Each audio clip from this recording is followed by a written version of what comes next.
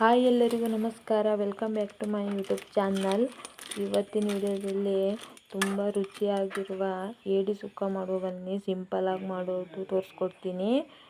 ಹಿಂದಿನ ವಿಡಿಯೋದಲ್ಲಿ ನಮ್ಮ ಮನೇಲಿ ಏಡಿ ಹಿಡ್ಕೊ ಬಂದಿರೋದು ಮತ್ತು ಕ್ಲೀನ್ ಮಾಡಿರೋ ವಿಡಿಯೋನ ಹಾಕಿದ್ದೀನಿ. ನೋಡ್ತಾರೆಲ್ಲ ನೋಡ್ಕೊಬನ್ನಿ.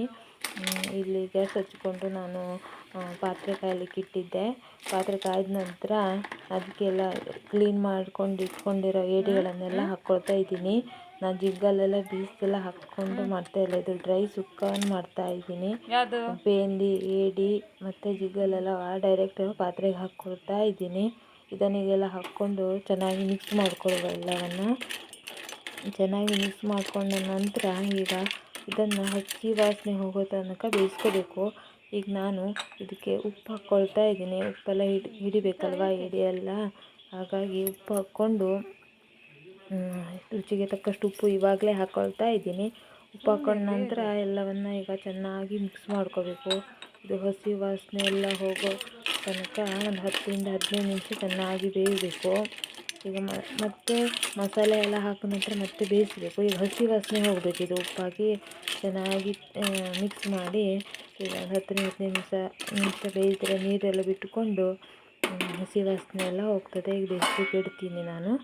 ಬೇಯಿಸ್ಲಿಕ್ಕೆ ಇಟ್ಟ ನಂತರ ನಾನು ಜೀರಿಗೆ ಮತ್ತು ಕೊತ್ತಂಬರಿಯನ್ನು ಹುರ್ಕೊಂಡು ಬೇಯಿಸಿ ಇಟ್ಕೊಂಡಿದ್ದೀನಿ. ನೋಡಿ ಇಲ್ಲಿ 10ರಿಂದ 15 ನಿಮಿಷ ಬೆಂದಾದ್ಮೇಲೆ ಹೇಗೆ ಕಾಣ್ತಿದೆ ಅಂತ ಏಡಿಗಳೆಲ್ಲ ಚೆನ್ನಾಗಿ ಬೆಂದಿದೆ ಇವಾಗಲೇ.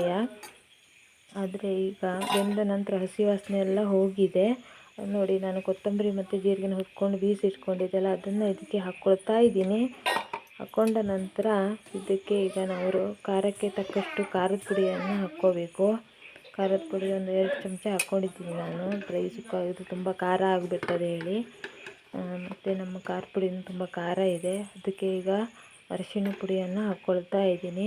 ನಾನು ಹುಣಸೆ ಹಣ್ಣನ್ನು ನೀರಲ್ಲಿ ನೆನೆಸಿಟ್ಕೊಂಡಿದ್ದೆ. ಹುಣಸೆ ಹಣ್ಣಿನ ನೀರನ್ನು ಈಗ ಸೇರಿಸ್ಕೊಳ್ತಾ ಇದ್ದೀನಿ ಈ ಏಡಿ ಡ್ರೈ ಸುಕ್ಕಕ್ಕೆ. ನೋಡಿ ಈಗ ಎಲ್ಲವನ್ನು ಮಿಕ್ಸ್ ಮಾಡ್ಕೋಬೇಕು. ಎಲ್ಲವನ್ನು ಮಿಕ್ಸ್ ಮಾಡಿಕೊಂಡು ಇದು ಡ್ರೈ ಆಗ್ತದೆ, ಹಾಗಾಗಿ ಸ್ವಲ್ಪ ನೀರನ್ನು ಸೇರಿಸ್ಕೊಂಡು ಇವಾಗ ಎಲ್ಲ ಏಡಿಗಳೆಲ್ಲ ಮಸಾಲೆಗೆ ಹಿಡಿಬೇಕು. ಹಾಗಾಗಿ ಸ್ವಲ್ಪ ನೀರು ಹಾಕ್ಕೊಂಡು ಚೆನ್ನಾಗಿ ಮಿಕ್ಸ್ ಮಾಡ್ಕೊಂಡಿದ್ದೀನಿ. ಮಿಕ್ಸ್ ಮಾಡ್ಕೊಂಡ ನಂತರ ಇದನ್ನೀಗ ಚೆನ್ನಾಗಿ ಬೇಯಿಸಬೇಕು. ಡ್ರೈ ಆಗಬೇಕು, ನೀರೆಲ್ಲ ಹೀರ್ಕೊಂಡು ಡ್ರೈ ಆಗಿ ಸುಕ್ಕ ಆಗಬೇಕು. ಹಾಗಾಗಿ ಈಗೆಲ್ಲ ಮಿಕ್ಸ್ ಮಾಡಿಕೊಂಡು ನಾನಿವಾಗ ಬೇಯಲಿಕ್ಕೆ ಇಡ್ತೀನಿ. ಈಗ ಮತ್ತೆ ನೀರೆಲ್ಲ ಡ್ರೈ ಆಗಲಿಕ್ಕೆ ಒಂದು 10ರಿಂದ 15 ನಿಮಿಷ ಬೇಯಲಿಕ್ಕೆ ಇಡ್ತೀನಿ. ತುಂಬ ರುಚಿಯಾಗಿ ಬಂದಿತ್ತು ಏಡಿ ಡ್ರೈ ಸುಕ್ಕ. ನೋಡಿ ಈ ವಿಡಿಯೋ ಇಷ್ಟ ಆದರೆ ಲೈಕ್ ಮಾಡಿ, ಶೇರ್ ಮಾಡಿ, ಕಮೆಂಟ್ ಮಾಡಿ, ಸಪೋರ್ಟ್ ಮಾಡಿ.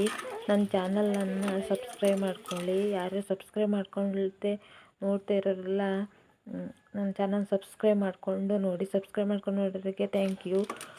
ಮುಂದಿನ ವಿಡಿಯೋದಲ್ಲಿ ಸಿಗೋಣ. ಬಾಯ್.